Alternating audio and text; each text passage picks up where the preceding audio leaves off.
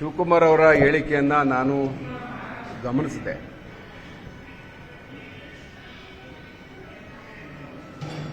ರಾಮನಗರ ಜಿಲ್ಲೆ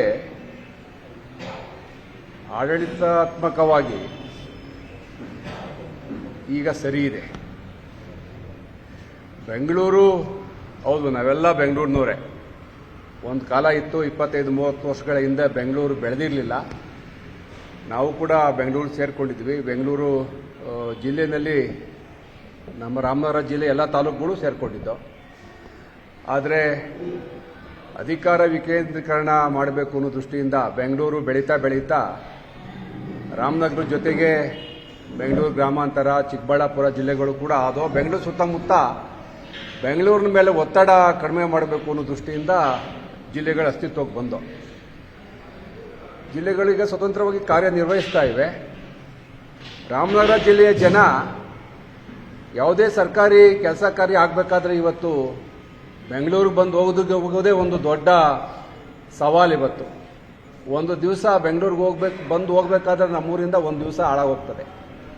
ಹಾಗಾಗಿ ಆಡಳಿತ ದೃಷ್ಟಿಯಿಂದ ಏನು ರಾಮನಗರ ಜಿಲ್ಲೆ ಇದೆ ಅದು ಇರ್ತಕ್ಕಂಥದ್ದು ಸೂಕ್ತ, ಸರಿ ಇದೆ. ಆ ಜಿಲ್ಲೆನಲ್ಲೇ ಏನಾದ್ರು ಸುಧಾರಣೆ ಮಾಡಬೇಕೆ ಹೊರತು ಶಿವಕುಮಾರ್ ಅವರು ಯಾಕೆ ಈ ಥರ ಹೇಳಿಕೆ ಕೊಟ್ಟರು ಅಂತ ನನಗೂ ಆಶ್ಚರ್ಯ ಅನ್ನಿಸ್ತಾ ಇದೆ. ಬಹುಶಃ ಇದು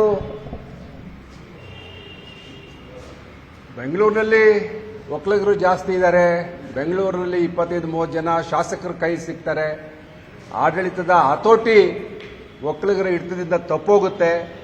ಹಾಗಾಗಿ ನಾವು ಮತ್ತೆ ಬೆಂಗಳೂರು ಸೇರ್ಕೋಬೇಕು ಅನ್ನೋದು ಶಿವಕುಮಾರ್ ಮನಸ್ಸಲ್ಲಿ ಇರ್ಬೋದು ಅಂತ ನನಗನ್ಸುತ್ತೆ. ಅದು ಒಂದು ರಾಜಕೀಯ ಮಹತ್ವಾಕಾಂಕ್ಷೆ ಇರ್ತಕ್ಕಂಥ ವ್ಯಕ್ತಿ ಆಡೋ ಮಾತು. ಆದರೆ ಆಡಳಿತವನ್ನು ದೃಷ್ಟಿಕೋನದಲ್ಲಿ ಇಟ್ಕೊಂಡು ನೋಡೋದಾದರೆ ಈಗ ಇರ್ತಕ್ಕಂಥ ವ್ಯವಸ್ಥೆ ಸರಿ ಇದೆ. ಅದರಲ್ಲಿ ಕುಮಾರಸ್ವಾಮಿ ಇದ್ದಾಗ ಜಿಲ್ಲೆ ಮಾಡಿದ್ರು ಅಂತಲ್ಲ, ರಾಮನಗರ ಅನ್ನೋ ಜಿಲ್ಲೆ ರಾಮನಗರಕ್ಕೆ ಜಿಲ್ಲೆಗೆ ಸೂಕ್ತವಾಗಿದೆ. ಏನು ತೊಂದರೆ ಏನು ಆಗ್ತಾ ಇಲ್ಲ, ಜನಸಾಮಾನ್ಯರಿಗೇನು ತೊಂದರೆ ಇಲ್ಲ.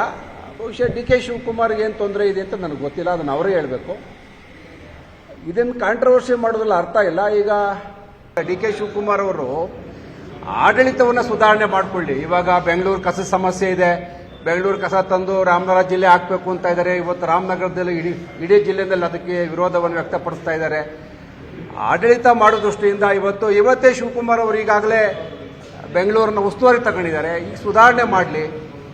ಈ ಬೆಂಗಳೂರಿನಲ್ಲಿ ಇವರು ಉಸ್ತುವಾರಿ ತಗೊಂಡ ಉದ್ದೇಶ ಬಹುಶಃ ಏನು ಬಹಳ ಬದಲಾವಣೆ ನಾನೇನು ಕಾಣಲಿಲ್ಲ. 5-6 ತಿಂಗಳಿಂದ ಅವ್ರು ಏನು ನಾನು ಬದಲಾವಣೆ ಮಾಡಿದ್ರು, ಬೆಂಗಳೂರನ್ನು ಏನು ಬ್ರ್ಯಾಂಡ್ ಬೆಂಗಳೂರು ಅಂತ ಏನೋ ಇವರು ಈಗ ಎಲ್ಲ ಕಡೆ ಹೇಳ್ಕೊಂಡು ಬರ್ತಾ ಇದ್ದಾರಲ್ಲ, ಆ ರೀತಿ ಯಾವುದೇ ಬದಲಾವಣೆ ಆಡಳಿತದಲ್ಲಿ ಕಾಣಲಿಲ್ಲ.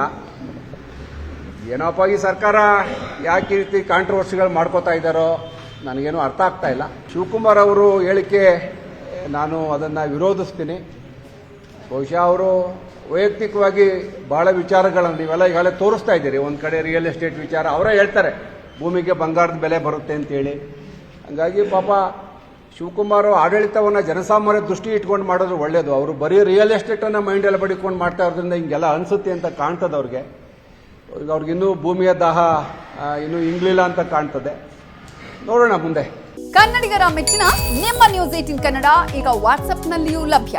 ಕರ್ನಾಟಕ ಮತ್ತು ದೇಶ ವಿದೇಶದ 360 ಡಿಗ್ರಿ ಸುದ್ದಿ ವಿವರವನ್ನ ನೀವು ನಿಮ್ಮ ಕೈ ಬೆರಳುಗಳಲ್ಲಿಯೇ ಪಡೆಯೋದಿಕ್ಕೆ ಈ QR ಕೋಡ್ ಅನ್ನ ಸ್ಕ್ಯಾನ್ ಮಾಡಿ. ನಮ್ಮ ಚಾನೆಲ್ ಅನ್ನ ಫಾಲೋ ಮಾಡಿ, ನೋಟಿಫಿಕೇಶನ್ ಆನ್ ಮಾಡಿ.